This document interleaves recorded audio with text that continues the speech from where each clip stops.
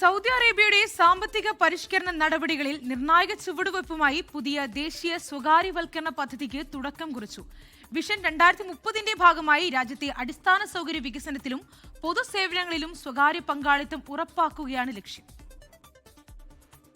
സൗദിയുടെ സാമ്പത്തിക അടിത്തറ ശക്തമാക്കാൻ ലക്ഷ്യമിട്ടുള്ള ദേശീയ സ്വകാര്യവൽക്കരണ പദ്ധതിക്ക് റിയാദിൽ ഔദ്യോഗിക തുടക്കമായി.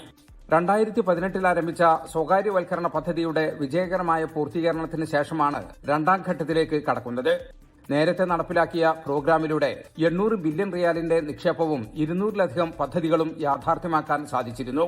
ഇതിന്റെ തുടർച്ചയെന്നോണം രണ്ടാം ഘട്ടത്തിൽ 2030ഓടെ സ്വകാര്യ മേഖലയിൽ നിന്ന് 240 ബില്യൺ റിയാലിന്റെ അധിക നിക്ഷേപം രാജ്യത്തേക്ക് എത്തും. 18ഓളം വിവിധ മേഖലകളിൽ പൊതു സ്വകാര്യ പങ്കാളിത്തം ഉറപ്പാക്കുന്നതിലൂടെ സേവനങ്ങളുടെ ഗുണനിലവാരം ആഗോള നിലവാരത്തിലേക്ക് ഉയരുമെന്നാണ് പ്രതീക്ഷ. 145ലധികം നിക്ഷേപാവസരങ്ങളാണ് സ്വകാര്യ മേഖലയ്ക്കായി സർക്കാർ തുറന്നു നൽകുന്നത്. 2030ഓടെ 220ലധികം കരാറുകൾ ഒപ്പിടാനാണ് നീക്കം. ഇതുവഴി 10,000-കണക്കിന് പേർക്ക് പുതുതായി ജോലി ലഭിക്കും. ഗവൺമെന്റിന്റെ ചുമതലകൾ കേവലം ഭരണനിർവഹണത്തിലും നിയന്ത്രണങ്ങളിലും കേന്ദ്രീകരിക്കുകയും സേവന വിതരണം സ്വകാര്യ മേഖലയ്ക്ക് കൈമാറുകയും ചെയ്യുന്നതിലൂടെ സാമ്പത്തിക സുസ്ഥിരത ഉറപ്പാക്കുകയാണ് ലക്ഷ്യം. ലോകത്തിലെ ഏറ്റവും മികച്ച സേവനങ്ങൾ ലഭ്യമാക്കുന്നതിനൊപ്പം സൗദിയെ നിക്ഷേപ സൌഹൃദ രാജ്യമാക്കി മാറ്റാനും ഈ പദ്ധതി വഴിയൊരുക്കും. ജലീൽ കണ്ണമംഗലം, 24 ജിദ്ദ.